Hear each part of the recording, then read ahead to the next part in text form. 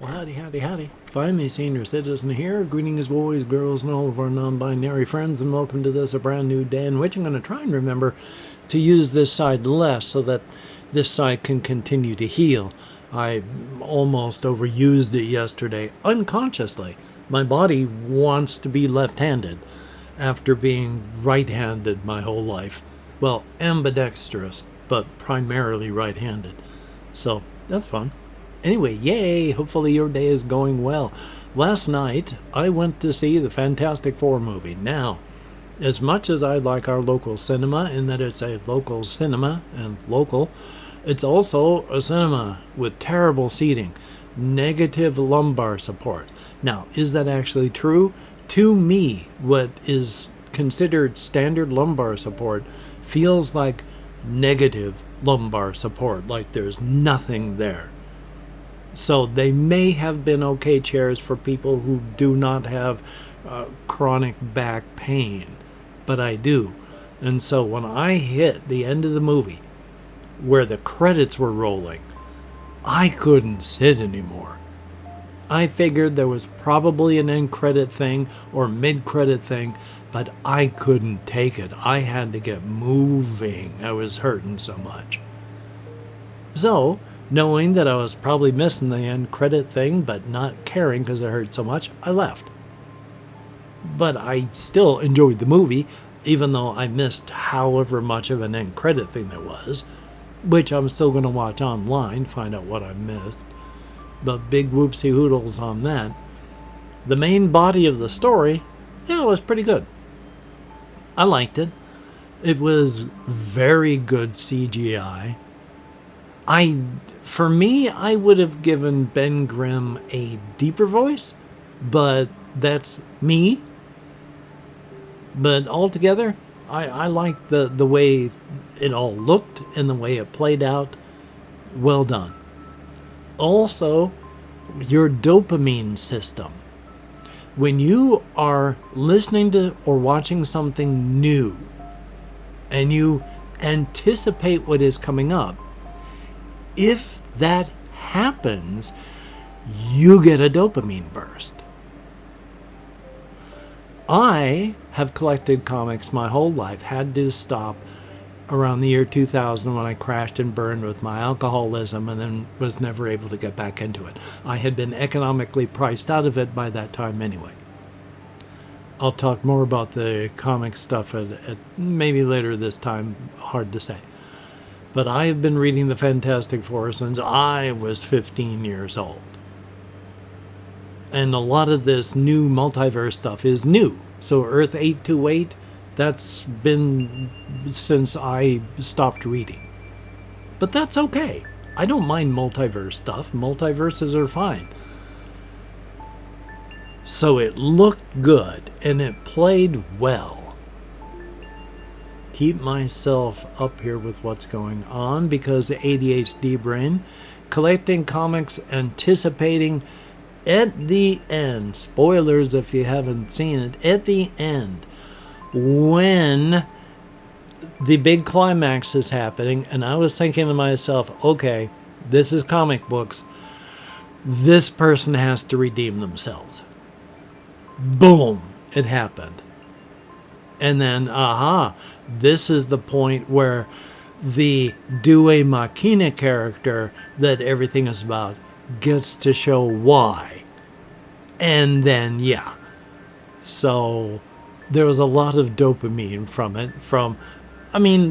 They didn't name the character, but in the beginning when they're fighting a monster, that's probably Fin Fang Foom from early Marvel stuff. So that was awesome. And then the fact that they had the Mole Man being used in such an integral part of the story, yeah, that was awesome. There was stuff I didn't like. There was stuff I thought was not well done. But those were just tiny grains of sand in an otherwise beautiful thing. Thought it was great. Definitely a good movie. And keep up with here, while watching it, I was going, you know what? Especially when Galactus said, now this is this movie Galactus, this universe Galactus, but they said they remembered being small, but that it was a long time ago. They had been building power since then. And it fit in perfectly with my cosmic horror setting. There are many ways to get power. One of them, if you're a human being, is exposure that can alter parts of your brain so that you can start manipulating things and then you can become powerful that way. Another way is to start collecting things. You build up your power by the stuff you have found and are using. Until the point comes, you didn't change. You got all this machinery and equipment to build power. But now you are the machines and the machines are you. There is no one without the other. You cannot separate them anymore. And I like the fact that the big bad wanted an ending, but was basically unable to. When the machines and you are one, but the machines are there to give you power and keep you alive, the machines are going to keep you alive. So it doesn't matter how powerful you are, you need something to stop the machines. If you want to stop. Fits in perfect. Because, once again, cosmic horrors, up at the top, they count their power downward towards us. Makes sense. That's their frame of reference. There is Amaterasu, the greatest of the cosmic horrors, who is the mother of the 12 below her. She is the Gakira. They are the Angakira. Below them is an Ang that they send into a universe to lay its eggs and birth its children, which then continue down the power range until they get down to us that they manipulate if they feel the need to. We are the Gokura, endless, numberless, prey. But we count it differently going upwards. It is Gokura, us, then Gakire, when you first get power and you're able to step out of your own universe. You become Gakire, little predator. As you gain power, you become Gakiri, predator. And if you become even more powerful, you become Gakiru, armored predator. Now, Amaterasu is Gakira, which used to be a category, most powerful. But she is so strong that in this multiverse, the power structure has been permanently warped. It is not a category of people, it is a crown and a title worn by the strongest. And Amaterasu wears it with pride. But if you wanted to look at Gakira having 100% of the power, Gakiru is at 75%, Gakiri is at 50%, Gakire is at 25%, and down here at Gokura, well, that's 0. And Galactus, well, he's a Gakiru. Strong enough to survive the births and deaths of universes. Of course, you step out of your own universe, you've stepped out of the time frame of your universe. You could spend 5 minutes doing something. Your universe has gone through, well, it's gone. It died. It ran through its entire length and everything in it is gone. When you have stepped out of your universe and you're looking out into the multiverse, you see what looks like sparkling stars in the skies. These are just universes being birthed, maturing, and then fading out and dying. When you have no frame of reference for them, it happens that fast. Birth 2, 3, maturity 4, 5, withering 5, 6, 7, death. Stepping out of your own universe, unless you're ready for it, means you say goodbye to everything. But yeah, I thought that was pretty awesome. Definitely a good thing. And yeah, comic book collector. I used to have 10,000 comic books. But I was also an active alcoholic. And I needed money. So I sold all but one box of them and drank it all. And they're so expensive, I've been economically priced out of even reading them. So my comic book knowledge is decades old. And I have no ideas what's happening anymore. But I love comic books and comic book heroes and superheroes and all that stuff. Because in many ways, it's not just art. Up in here, with my neurodivergence, I've never really been able to grow up. So, that's fun. And then, I wanted to talk too about this. Once again. The game Ironsworn. I think I haven't not yet played it. I have seen lots of people play it. I like what I've seen. And best of all, this book itself, the PDF, free. You can look up Ironsworn. If you find Sean Tompkins, the guy who wrote it, he offers it free on his site. At Drive-Thru RPG, you can get it free. It is a free game. All of the other things past that do cost. There's Rain, Badlands, Delve, all of these things that add to the game cost. But this 250-page book is free. And it is a good game. I just haven't played it yet. And also, because it is free, there is a play kit that has all of the print and play things online. I bought the cards because I just didn't want them to be, I don't have one here, just plain cards in a sleeve with photocopies of the cards to make up cheap cards. I wanted the actual cards. Do you need the cards to play? I don't know. You could probably do it with just photocopies. But they also have character sheets and all this. Again, all of that free. You can print and play it, the cards as well. So that's a good thing. And it is interesting, and of course, they stress, even though it takes place in, I think it's called the Iron Lands. Your people came over from across the sea and settled this place some time ago, and it's a hard, harsh area. But they also stress it's up to you. Do you want it to be not as harsh? Okay, make it not as harsh. Make it prosperous. Make it fine. These Iron Lands are yours. Make them be what you want them to be. But past that, everything, even though you can do it in a group, it is still done without a game master. It is a group play with no game master using random tables, or solo play using the random tables. So thumbs up on that, and I just wanted to stress, and I'm still trying to, again, executive dysfunction.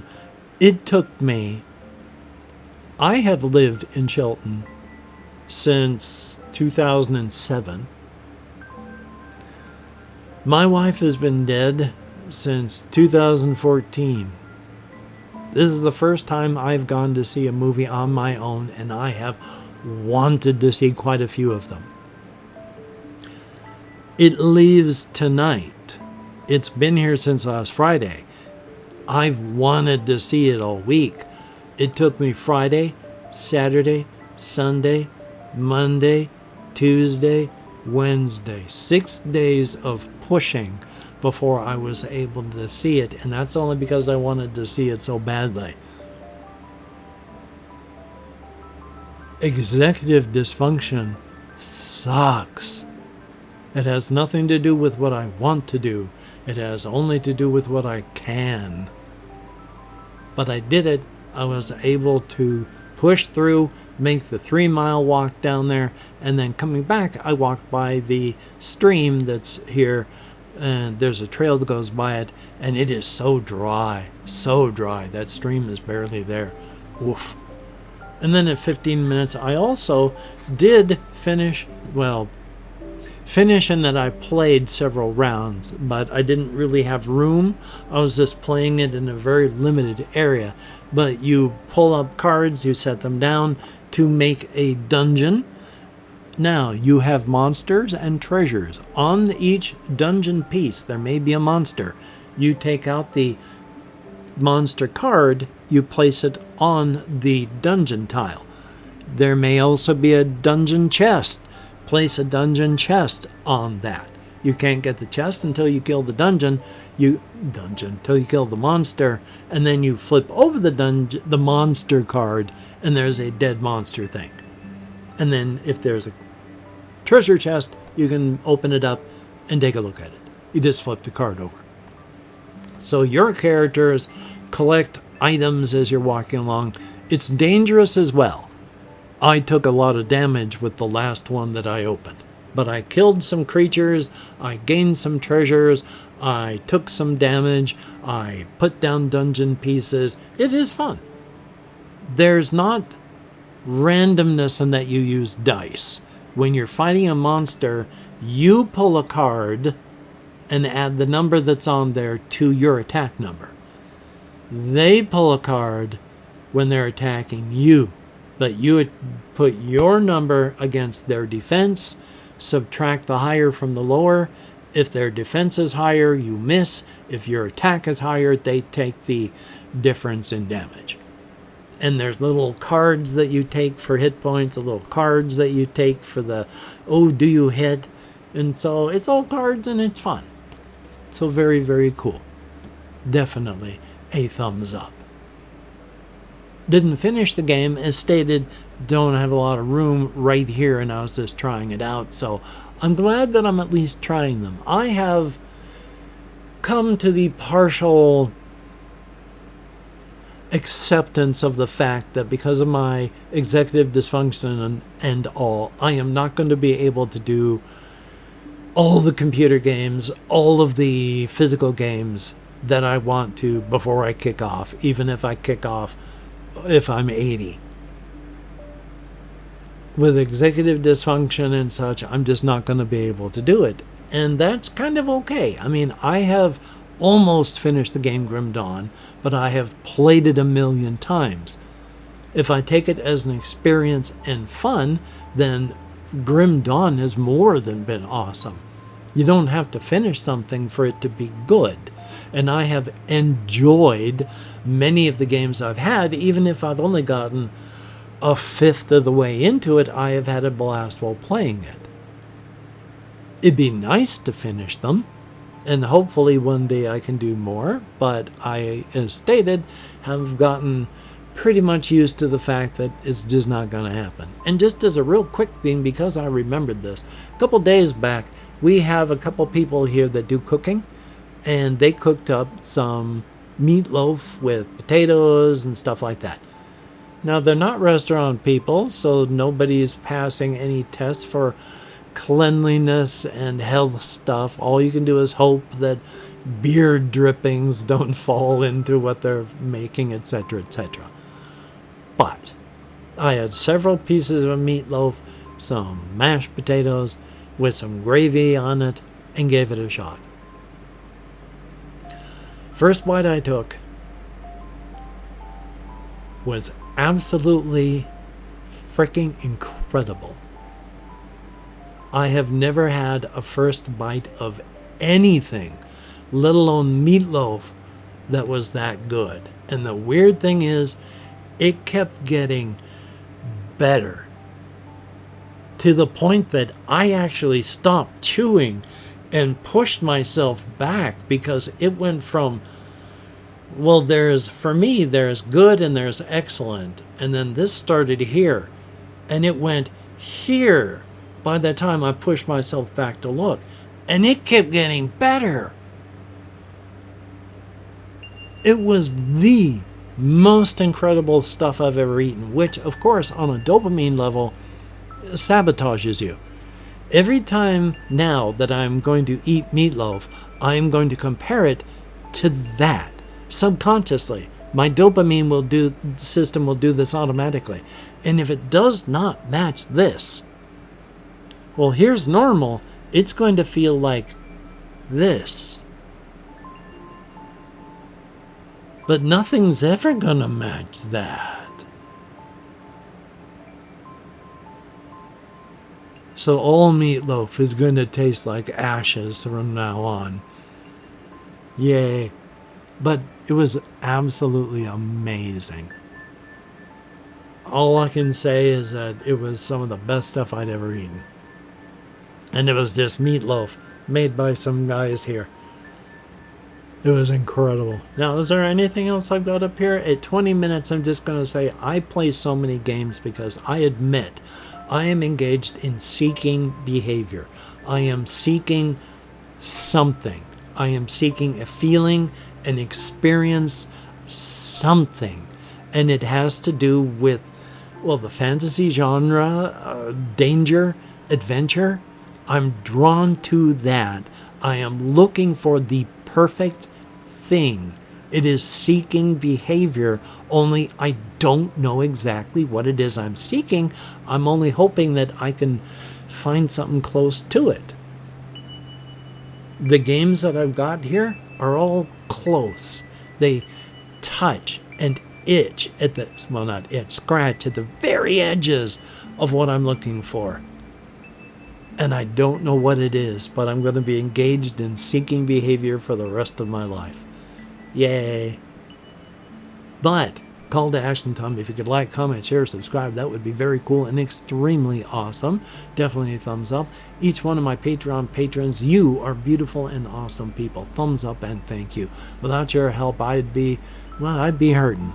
And I don't like hurting, and I do appreciate the fact that you help me from hurting. Help me from hurting? Keep me from hurting? Keep me from hurting as much? Hopefully you know what I mean. I'm trying to speak English and failing. Thumbs up. Thank you so very much.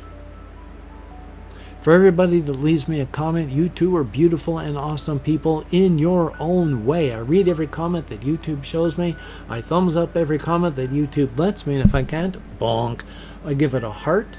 And I answer as many comments as my nerve compression will let me, which definitely is not as much as I would like to do so, because especially it allows you to know that you have been heard, and it is important to be heard. And I do play an internet game of calling out a secret word and then listening to see if it's called back by asking it to be typed into the comments for two reasons: blatant engagement farming, and I'm listening. It is nice to be heard. The people that last played were Jesse Koskinen, thumbs up and thank you. Larry from Space 1856, thumbs up and thank you as well. We have Gus Garrett 6838. Hopefully I'm not mixing up the numbers. Greatly appreciated and thumbs up. There is Chris, thumbs up and thank you. You are going to get banned with your profile pictures, I swear. And then there is Arana975, who continues to type very, very thoughtful comments that I wish I could answer with the, I'm overusing my arm again. I can already feel it. That I wish I could comment back with in the way that you deserve. But thumbs up and thank you. And of course, if you have watched this far, if you could type solo venture into the comments for, again, blatant engagement farm, and I'm a listening, and it is nice to be heard. Now, of course, you do not have to play. You're not in the slightest. It is completely voluntary. I would not force anyone to play, even if I had that power. Consent is important, even on something as silly as this. But if you do choose to play, thumbs up and thank you. And if you don't choose to play, well, that's okay. Nobody says you have to. Thumbs up. So I'm going to edit, render, upload. I am going to take care of myself as best I can by playing computer games, by playing more Crypt of Chaos, by trying to figure out, by playing Ironsworn, by playing Solo Venture, by playing dungeon runner. So I've got things that I want to do. I got enough stuff that really I could probably sit down and start doing it and not be able to finish by the time I kick off. Again, hopefully far, far in the future. And by far, I mean, bless his heart is a wrong way to say that, but rest in peace, Ozzy. Anyway, though, I hope you can get done the things that you would like to get done. Stop using that arm. Get done, because that would be a very, very good thing. But of course, if you cannot, do not beat yourself up. You deserve better. So, until we meet again, you take care. Have a great day today. I will see you on the flip side, and that is indeed a very, very good thing. Twist my arm so it's facing the... This is like... Again, if this is side by looking down on it, this is the way the camera is facing. I'm putting my hand like at this angle, and it looks like I'm facing it right at the camera. And yet, no, it's off that way. Weird perspective. Anyway, you take care, and I'll talk to you later. So I'm going to click up here, and then I'm going to click over here.